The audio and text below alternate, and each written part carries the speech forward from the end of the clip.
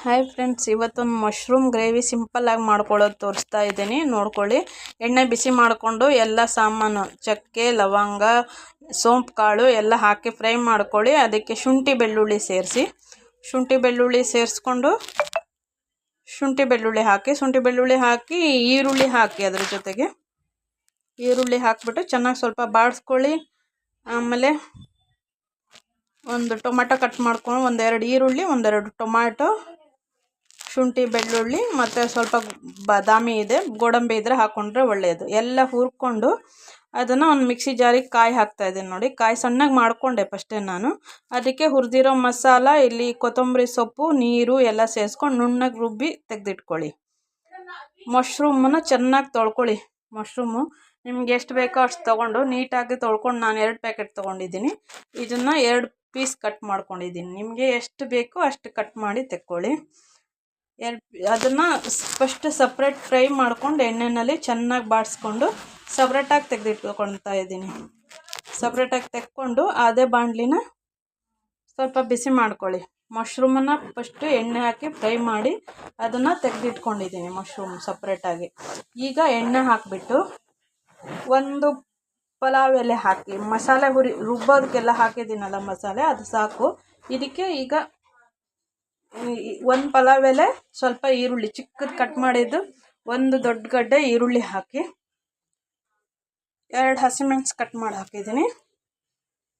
ಚೆನ್ನಾಗಿ ಈರುಳ್ಳಿ ಸ್ವಲ್ಪ ಕೆಂಪಾಗೋ ಥರ ಹುರ್ಕೊಳ್ಳಿ. ಚೆನ್ನಾಗಿ ಕಲರ್ ಬರಬೇಕದು. ಫ್ರೆಂಡ್ಸ್, ನಮ್ಮದು ಹೊಸ ಯೂಟ್ಯೂಬ್ ಚಾನಲ್ ಓಪನ್ ಆಗಿದೆ. ಪ್ಲೀಸ್ ನಮ್ಮ ಅಡುಗೆ ಸಿಂಪಲ್ ರೆಸಿಪಿ ಎಲ್ಲರಿಗೂ ಗೊತ್ತಾಗೋ ಥರ ಒಂಚೂರು ಲೈಕ್ ಮಾಡಿ, ಇಷ್ಟ ಆದರೆ ಕಮೆಂಟ್ ಮಾಡಿ. ಇದು ಸ್ವಲ್ಪ ಬಾಡಿ ಚೆನ್ನಾಗಾಯ್ತಲ್ಲ. ಇವಾಗ ಸ್ವಲ್ಪ ಚೆನ್ನಾಗಿ ಫ್ರೈ ಆದಮೇಲೆ ಖಾರದ ಪುಡಿ ಹಾಕಬೇಕು. ಇದಕ್ಕೀಗ ರುಬ್ಬೋದಕ್ಕೆ ನಾನು ಖಾರ ಹಾಕಿಲ್ಲ ಅಲ್ಲಿ, ಅದರಿಂದ ಇದಕ್ಕೆ ಸೇರಿಸ್ತಾ ಇದ್ದೀನಿ.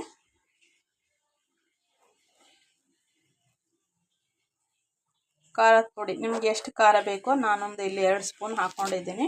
ನೀವು ನೋಡ್ಕೊಳ್ಳಿ, ಎಷ್ಟು ಖಾರದ ಪುಡಿ ಬೇಕೋ ಅಷ್ಟನ್ನು ಸೇರಿಸ್ಕೊಳ್ಳಿ. ಧನಿಯಾ ಪುಡಿ, ಖಾರದ ಪುಡಿ, ಆಮೇಲೆ ಸ್ವಲ್ಪ ಗರಂ ಮಸಾಲೆ ಪುಡಿ ಹಾಕಿ. ಧನಿಯಾ ಪುಡಿ, ಖಾರದ ಪುಡಿ, ಗರಂ ಮಸಾಲೆ ಪುಡಿ, ಒಂದು ಸ್ವಲ್ಪ ಅರಿಶಿನ ಪುಡಿ ಅಷ್ಟು ಹಾಕ್ಕೊಂಡು ಚೆನ್ನಾಗಿ ಫ್ರೈ ಮಾಡ್ಕೊಳ್ಳಿ. ಇದು ಚೆನ್ನಾಗಿ ಇದು ರೋಸ್ಟ್ ಆದಮೇಲೆ ಸ್ವಲ್ಪ ಫ್ರೈ ಆದರೆ ಸಾಕು. ಅದು ಹಸಿ ವಾಸನೆ ಮಸಾಲೆದು ಸ್ವಲ್ಪ ಹೋಗೋ ತನಕ ಮಾಡಿ. ಆಮೇಲೆ ಮಿಕ್ಸಿಲಿ ರುಬ್ಬಿಟ್ಕೊಂಡಿರೋ ಮಸಾಲೆನ ನೋಡಿ, ಅವಾಗ ಹಾಕಿದ್ನಲ್ಲ ಕೊತ್ತಂಬರಿ ಸೊಪ್ಪು, ಕಾಯಿ ರುಬ್ಬಿದ್ದು, ಇದು ಹುರಿದಿರೋ ಟೊಮೆಟೊ, ಈರುಳ್ಳಿ, ಸ್ಪೈಸಸ್ ಎಲ್ಲ ಅದು ಮಸಾಲ ಮಾಡಿ ಇದಕ್ಕೆ ಹಾಕಿದ್ದೀನಿ. ಇವಾಗ ಇದು ಚೆನ್ನಾಗಿ ಸ್ವಲ್ಪ ಫ್ರೈ ಮಾಡಿ, ಮಸಾಲೆ ಹಸಿ ವಾಸನೆ ಹೋಗೋವರೆಗೆ ಚೆನ್ನಾಗಿ ಫ್ರೈ ಮಾಡ್ಕೊಳ್ಳಿ. ಚೆನ್ನಾಗಿ ಫ್ರೈ, ಹೀಗೆ ಸ್ವಲ್ಪ ಅದು ಬುಡ ಎಣ್ಣೆ ಹಾಕಿರ್ತೀವಲ್ಲ, ಸ್ವಲ್ಪ ಚೆನ್ನಾಗಿ ಫ್ರೈ ಆದರೆ ಆಚೆ ಬರುತ್ತೆ ಮಸಾಲೆ. ಆ ಥರ ಚೆನ್ನಾಗಿ ಕುದಿಸ್ಕೊಂಡು ತೊಗೊಳ್ಬೇಕು. ಚೆನ್ನಾಗಿ ಸ್ವಲ್ಪ ಫ್ರೈ ಮಾಡಿ. ಅದು ಫ್ರೈ ಮಾಡಿದಷ್ಟು ನಿಮಗೆ ಟೇಸ್ಟ್ ಚೆನ್ನಾಗಿ ಬರುತ್ತೆ. ಗ್ರೇವಿ ಈ ಥರ ಚೆನ್ನಾಗಿ ಫ್ರೈ ಆದರೆ ಚೆನ್ನಾಗಿ ಬರುತ್ತೆ. ಚೆನ್ನಾಗಿ ಹಂಗೆ ನೋಡಿ ತಿರುಗಿಸಿ ಚೆನ್ನಾಗಿ ಫ್ರೈ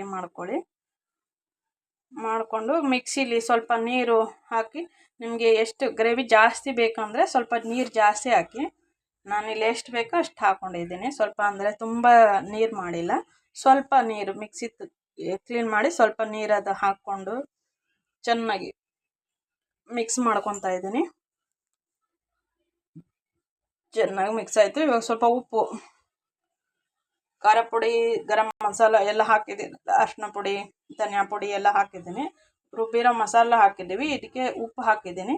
ಚೆನ್ನಾಗಿ ಕುದಿಬೇಕಿದು. ಸ್ವಲ್ಪ ಚೆನ್ನಾಗಿ ಕುದ್ದು ಬರುತ್ತಲ್ಲ ಅಲ್ಲಿ ತನಕ ಸ್ವಲ್ಪ ಚೆನ್ನಾಗಿ ಗ್ರೇವಿ ಕುದಿಬೇಕು.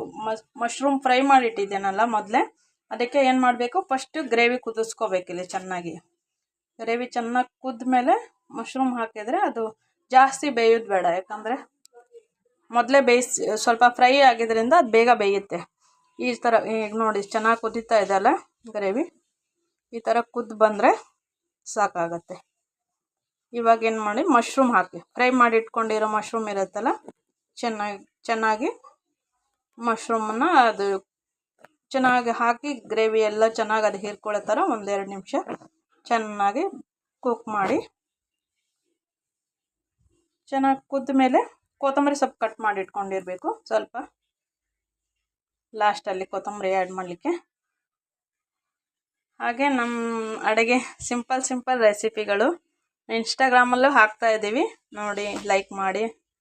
ನೋಡಿ ಕೊತ್ತಂಬರಿ ಹಾಕಿ ಇವಾಗ ಚೆನ್ನಾಗಿ ಕುದ್ದು ಬಂದಿದೆ. ಇನ್ನೇನು ಈ ಥರ ಚೆನ್ನಾಗಿ ಒಂದು ಸ್ವಲ್ಪ ಗ್ರೇವಿ ಎಲ್ಲ ಕರೆಕ್ಟಾಗಿ ಮಾಡಿ. ಈಗ ಚೆನ್ನಾಗಿ ಕುದೀತಾ ಇದೆ ಅಲ್ಲ ಗ್ರೇವಿ, ಚೆನ್ನಾಗಿ 1-2 ನಿಮಿಷ ಚೆನ್ನಾಗಿ ಕುದ್ದ ಮೇಲೆ ಆಫ್ ಮಾಡಿಬಿಡಿ. ಚೆನ್ನಾಗಿ ನೀವು ಚಪಾತಿ ಅನ್ನ ಯಾವ್ದ್ರ ಜೊತೆ ಹಾಕ್ಕೊತೀರೋ ಹಾಕ್ಕೊಂಡು ಟೇಸ್ಟ್ ಮಾಡಿ. ನಾವು ಅನ್ನದ ಜೊತೆ ಹಾಕ್ಕೊಂಡು ತಿಂತಾ ಇದ್ದೀವಿ, ಒಳ್ಳೆ ಟೇಸ್ಟ್ ಇದೆ. ನೀವು ನೋಡಿ ಚಪಾತಿ ಜೊತೆಗೂ ಚೆನ್ನಾಗಿರುತ್ತೆ. ನಿಮ್ಗೆ ಯಾವ್ದು